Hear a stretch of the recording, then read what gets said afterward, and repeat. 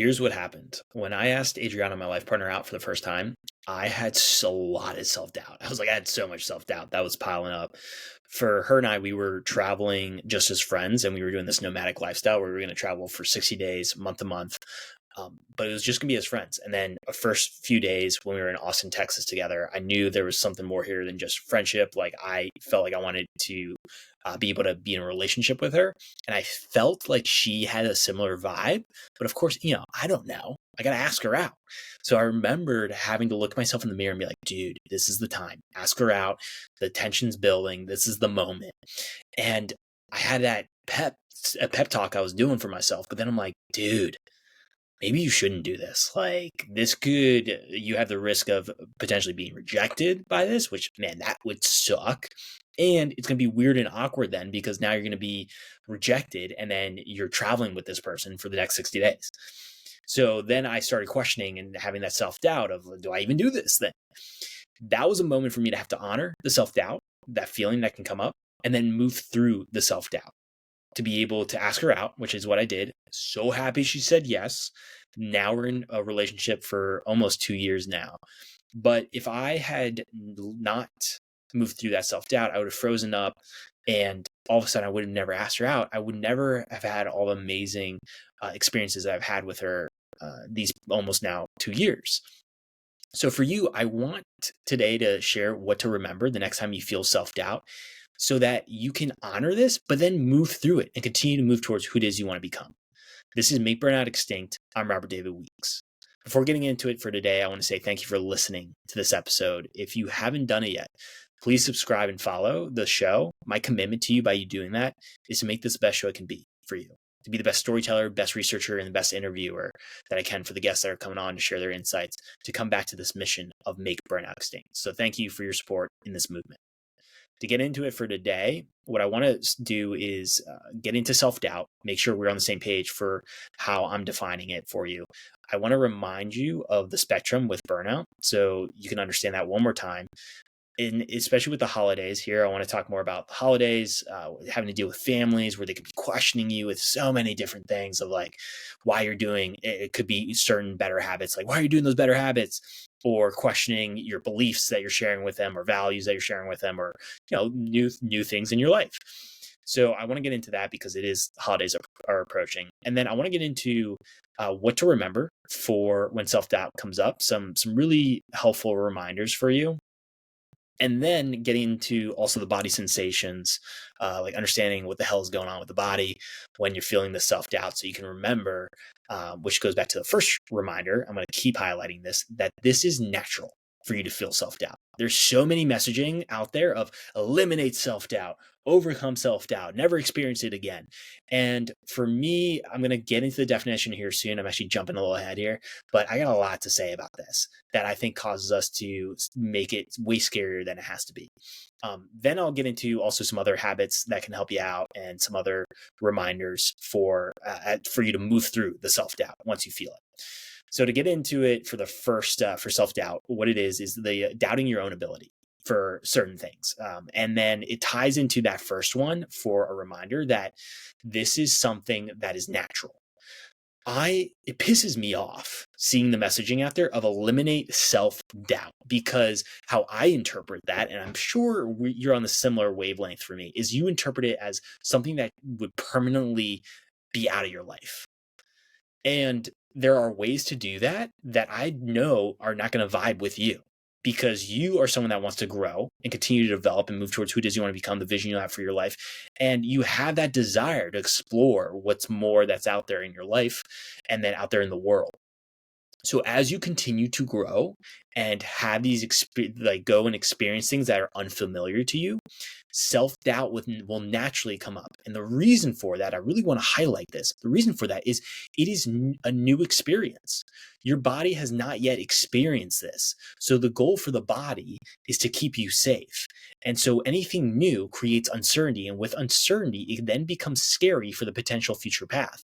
So that is where then self-doubt can creep in and can come up, of just doubting your ability in certain situations. That's where you have fear as like a charge that comes up, this like sense of fear and sense of uncertainty. But that is just a natural body response. Like, it's common sense. Like, anything new, it's going to be potentially a little bit scary. And that's where then a little bit doubtful of, okay, how do you move forward? And that's where the self-doubt creeps in. So I'm tired of just seeing all that messaging out there, because there can be this all or nothing approach of like, oh man, like I either eliminate it or it's going to be consuming my life. And that is not true. Like, you can have moments where self-doubt can creep in, but it doesn't have to consume your entire life. And the way that you don't have then self-doubt is just have everything be certain and the boring repetition. And I know that's something that would drive you just crazy, to want to have the same thing over and over and over again, same time, same meals, same like everything. Like, that becomes in itself a one way ticket to hitting burnout. So now that we're on the same page for that, I want to get into that reminder for the spectrum with burnout, where every day your habits decide where you land on the spectrum, as well as the outside influences from your environment that are either draining or energizing for you. And the burnout beast is what you're having to deal with, that you're having to beat each and every day, because the burnout beast could drag you towards hitting burnout through either the habits that drain you, that you perform, that you personally deal with or do, and then the external environment that is draining for you. So the other spectrum of that, of the energizing habits, that helps you to move towards making burnout extinct. And on burnout, that is on one end of the spectrum, and making burnout extinct is on the other end of the spectrum. Burnout is when you have a major life transition that happens, and it usually relates to work, of a change in work, because it's forced upon you with that either chronic exhaustion or negativity that you're feeling. Like, you feel like you're forced to make a change, and it's the decision there. And it's not of your choosing. And then when it comes to making burnout extinct, that is where you feel like Hercules and energized, and there's so much momentum. You're just getting things done.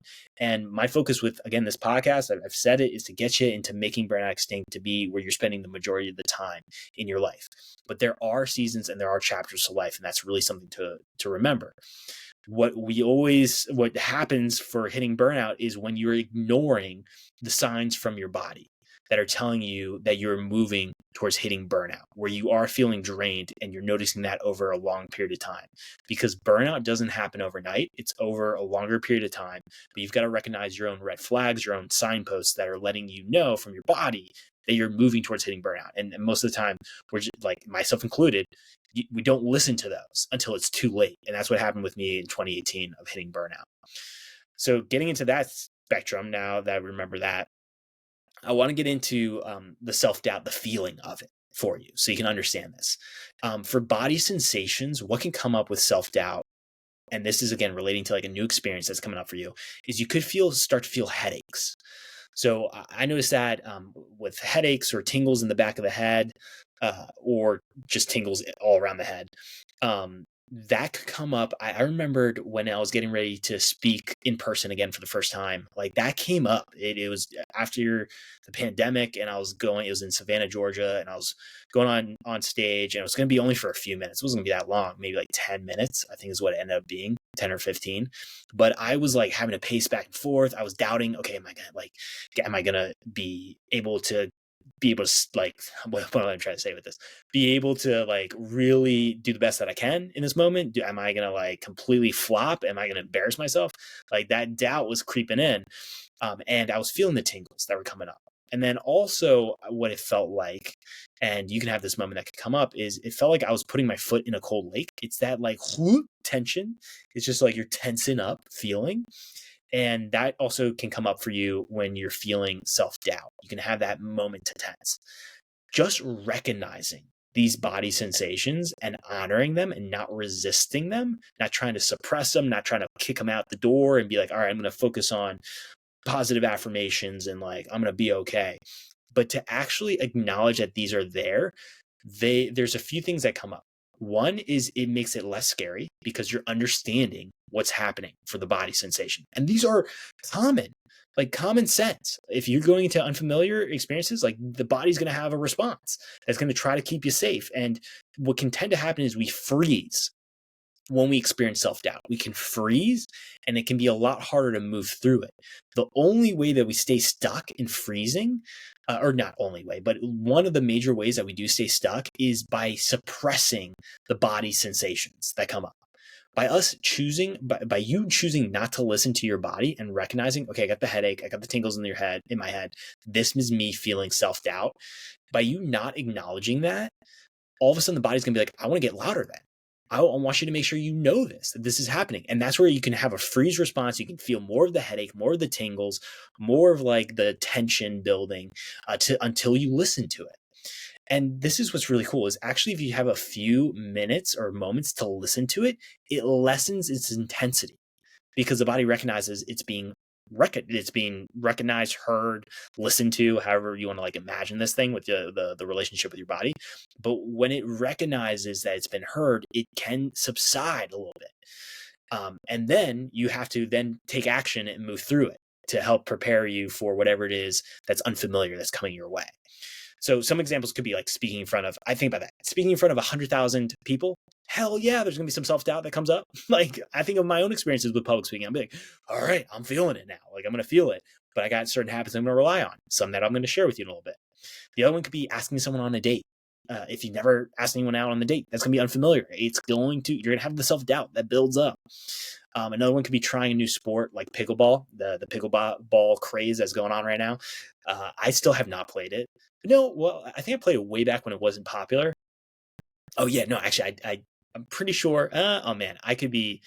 I think I could be. It could have just made that up. So yeah, I'm gonna go with I have not played pickleball yet. It'd be fun to try it out with the like popularity. It's like, all right, I want to try this out with all this talk. The other one could be for you taking on new responsibilities at work. That could be the other thing for unfamiliar situations that come up. So whenever those come up, you'll have a body sensation response. And if you don't feel anything but your thoughts, so there's two things that come up here. You have the body sensations that occur and then thoughts that follow suit. So then you have thoughts that can come in of, oh man, like there's no way, like it's the whole, I can't. I can't speak in front of 100,000 people. I can't take on the new responsibilities at work. I can't ask that person out on a date. It's this putting limits on yourself, and it causes you to not take chances in life towards who it is you want to become. That's going to help you to grow. And you don't have to take a chance on everything. It's just taking a chance on what you get pulled to want to do that gets you a little bit excited. There's both that excitement and that fear. And when you have both of those, that is a sign to move forward and explore it and be curious about it and take action towards those areas. So if you only have the thoughts that are coming up, that could be another moment for you to recognize that you are suppressing your body response. And that could be where you're numbing out the sensations. I know I did that for a lot of my life where I was just numbing out certain body sensations without even realizing it until I got the contrast of what it's like to actually feel the body sensations. So whenever the thoughts come up and you can't recognize the headaches or the tingles in the head or anything like that, just come back to your body and notice where are you feeling tension. Just be able to check in with your body, and you can start from the toes, moving all the way up your body through like what is called a body scan, and just noticing if there's any tension, pressure, anything that feels constricting or like hitting against an imaginary wall. Being able to notice that and then bring attention to that area, and that can help you to come back into being able to connect with your body even more, and be able to start to move this energy that it's building. Because with self-doubt, what it is an open loop of stress and anxiety that is starting to build within you. And so with self-doubt, especially if you're experiencing it over a course of multiple moments in the day, or if you're experiencing it, over the course of weeks to months to years, that stress and anxiety can turn into chronic exhaustion, which is the first red flag of burnout. Because again, that bubbles up. And let's say you have self-doubt of talking to anyone and you're having to have a lot of conversations. If you haven't worked through that self-doubt, it's just going to create more and more stress for you as you're talking to different people. Like I think about that with social anxiety. Like that's one that can come up is you're anxious to go and talk to other people. Well, if you haven't dealt with the self-doubt and you're just pushing your body through to get through the conversation, that doesn't serve you either, because that all of a sudden the body's not being heard and you're suppressing the feelings and pushing it away, just saying, hey, I'll get through this so I don't have to deal with it. And that still is going to fuel your exhaustion because it's an open loop there. So my goal with this is to help you close the loop. And then from there to put in a rep towards building evidence for the body that you can survive this, because it does come back to survival. There is this fear with self-doubt that can come up. There's this fear with something unfamiliar that you won't survive this. It's that some very much irrational fear that can come up of like, oh, there's no way I could survive this by asking this person out. Like they're going to banish me from the group and kick me out. And that can be both through generational, ancestral, history with that of thinking you're not going to survive this. But I want to remind you, as another reminder to remember this when you're feeling self-doubt, is that you can survive this. You can absolutely survive this. Whatever the thing is in front of you, if that's, again, asking the person out on a date, to taking on those responsibilities at work, remembering that you can survive this will help you to lessen the tension, the stress, and the anxiety that's building here from the self-doubt.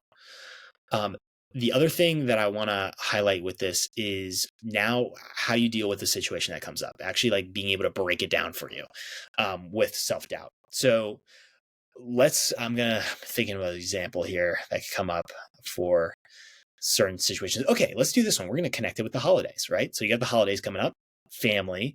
You could be having some better habits that you're focused in on. Let's say as one is you've been getting consistent with running in the morning, right? Now, your family may not be on board with that. They could have their own health issues, could be lazy, could be like, I'm not into that stuff. So you're going back to see the family. You might be staying with parents or other family members for a few nights, and you want to stay consistent with your better habits. And I want to tell you that's awesome, because you absolutely can stay consistent with your better habits even when you are spending time with family. Like you can absolutely do this. That gets into more of like flexibility of your, let's say you usually run for 15 minutes. You don't got to run for the whole 15 minutes in the morning, especially if you got, you have to deal with being able to help out with cooking or having to hang out with nieces or nephews or taking care of your kids or like whatever other things are coming up. You might be able to just shrink it into like getting at least a 20-minute run in. Either way, you're showing up for the body and being able to be consistent with the better habit. What could start to happen though is your family could see you doing this, especially that first day, and they may start to question why you're going for a run in the morning. They could start to put that seed of doubt in you of like, why aren't you just relaxing? Like it's family time, like chill, hang out. It's all good.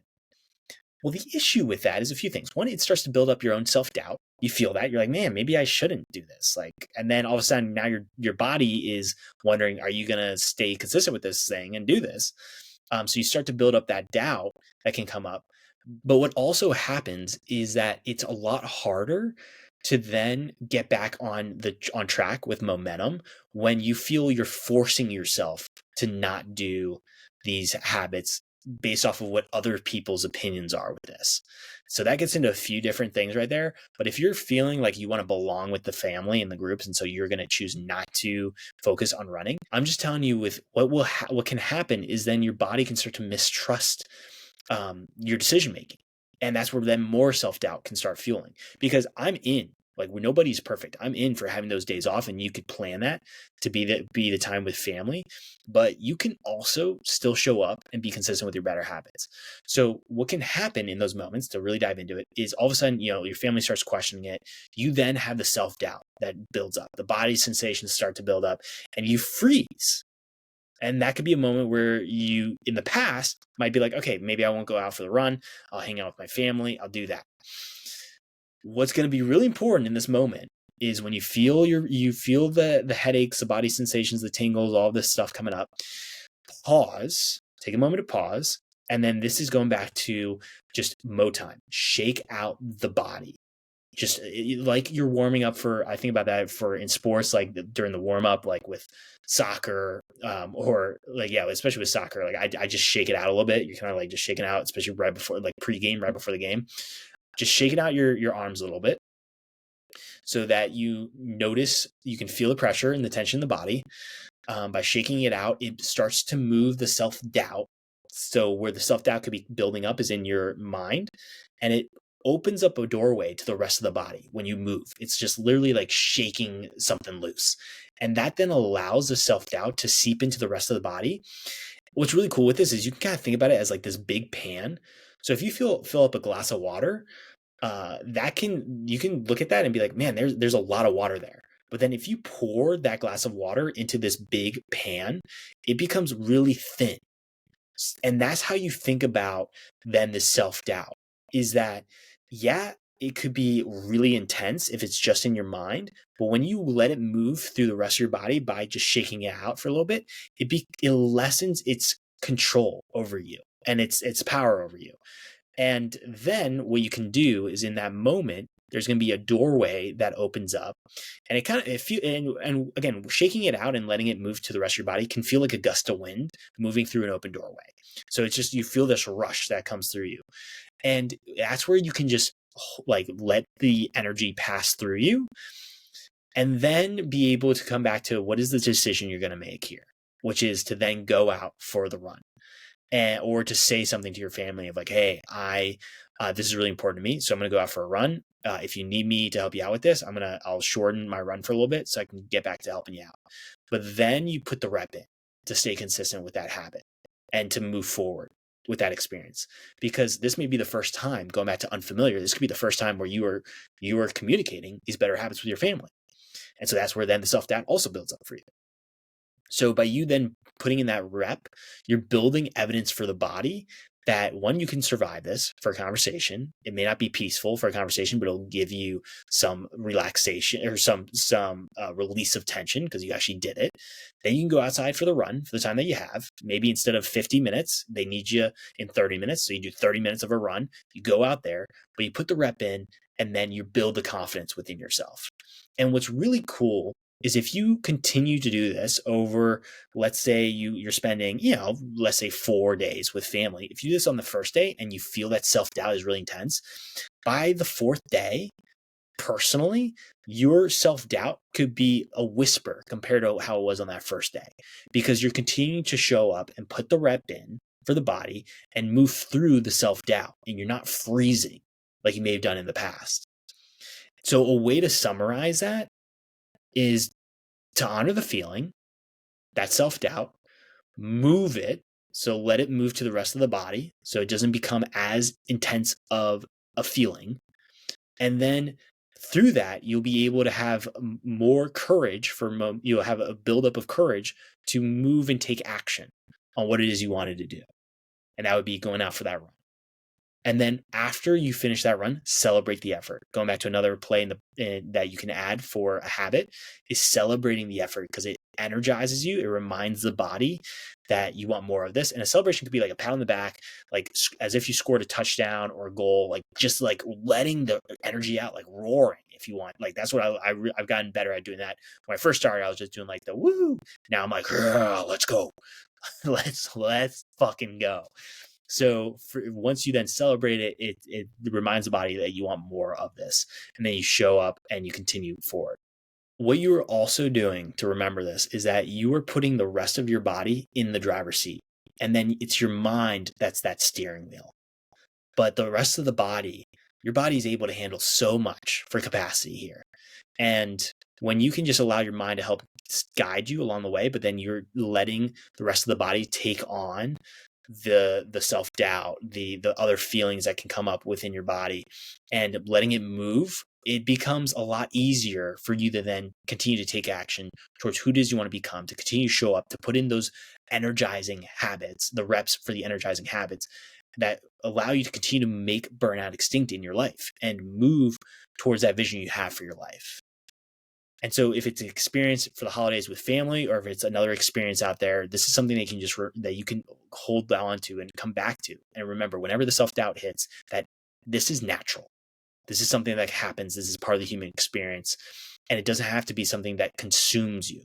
You can absolutely move through this. And it's by understanding it more that it becomes less scary. And if you haven't heard it today, I want to let you know, I absolutely believe in you. You're capable of this, to be able to honor the self-doubt and to be able to move through the self-doubt to continue to move towards who it is you want to become. You got this. If you like this episode, please don't forget to rate this podcast to help get this message out of Make Burnout Extinct. And you can share what resonates with you from this episode by connecting with me on Instagram or LinkedIn. Thank you for taking the time to listen to this episode. I don't take that for granted ever. And I'm so excited to reconnect again soon.